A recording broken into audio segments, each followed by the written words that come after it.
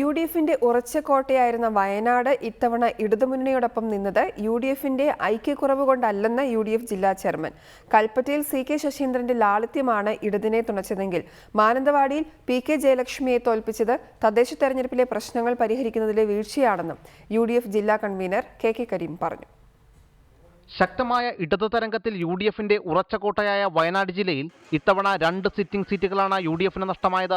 ജില്ലയിൽ നിന്നുള്ള ഏക മന്ത്രി വരെ തോറ്റ തെരഞ്ഞെടുപ്പിൽ സുൽത്താൻ ബത്തേരി മാത്രമാണ് യു.ഡി.എഫിനെ തുണച്ചത്.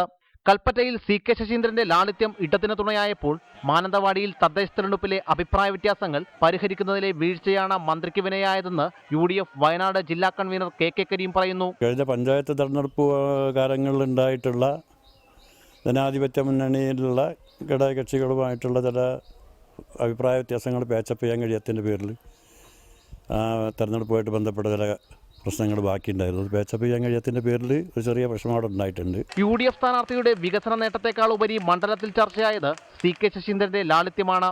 ഇടതു മുന്നണി ആദ്യമേ തന്നെ അവരുടെ സ്ഥാനാർത്ഥിയെ പ്രോജക്റ്റ് ചെയ്യപ്പെട്ടത് സാധാരണക്കാരിൽ ഒരുവൻ എന്ന് പറയട്ടെ, നമ്മളിൽപ്പെട്ട ഒരുവൻ എന്നുള്ള നിലക്ക് ആ രീതിയിലുള്ള വമ്പിച്ച പ്രചരണങ്ങൾ ഇടതുപക്ഷ മുന്നണിയുടെ ഭാഗത്തുണ്ടായിട്ടുണ്ട്. പ്രചരണം നമ്മൾ വികസനത്തിൽ ഒതുക്കിയ പ്രചരണം, പക്ഷേ ഈ വികസനത്തെക്കാൾ ഉപരിയായിട്ട് സ്ഥാനാർത്ഥിയുടെ ലാളിത്യത്തിലാണ് ജനങ്ങളുടെ ശ്രദ്ധ പോയതെന്നാണ് മനസ്സിലാക്കുന്നത്.